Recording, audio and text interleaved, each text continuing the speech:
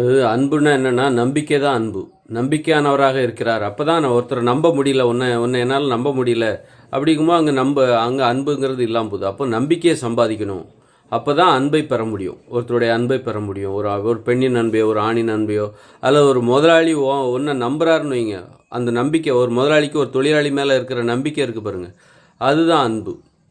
அதனால் நம்பிக்கையை சம்பாதிக்கணும்னா நம்ம நேர்மையாக இருக்கணும். உறவுகளில் நம்ம நம்பிக்கையை எப்படி சம்பாதிக்கிறது? உண்மையாக இருக்கணும். அவர் தொழில் செய்கிற இடத்துல நம்ம எப்படி இருக்கணும்? நம்பிக்கையை எப்படி சம்பாதிக்க முடியும்?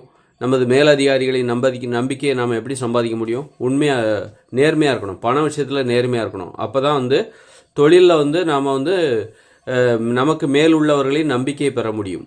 அதாவது அந்த நம்பிக்கை தான் தொழிலில் அன்பு. தொழிலில் உங்கள் மேலதிகாரி உங்களை நம்புகிறாரா, அந்த நம்பிக்கை தான் அன்பு. அதுபோல் நீங்கள் தொழில் செய்துவிட்டு வீட்டுக்கு வரீங்க அப்படிங்கும்போது உங்கள் ஒரு குடும்ப உறவுகள் இங்கே நேர்மையாக இருக்கணும், உண்மையாக இருக்கணும். உறவுகளுக்கு உண்மையாக இருக்கணும்.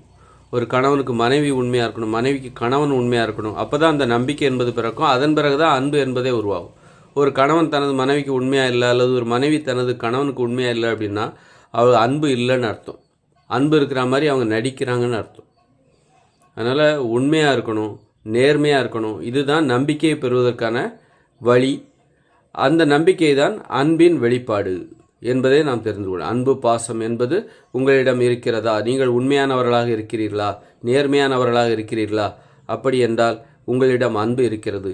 நீங்கள் நேர்மையாக இல்லை என்றால், உண்மையாக இல்லை என்றால், அப்போ உங்கள்கிட்ட அன்பு பாசம் என்பது இல்லை. நீங்கள் அன்பற்ற ஒரு மனிதராக இருக்கிறீர்கள் என்றே அதன் பொருள்.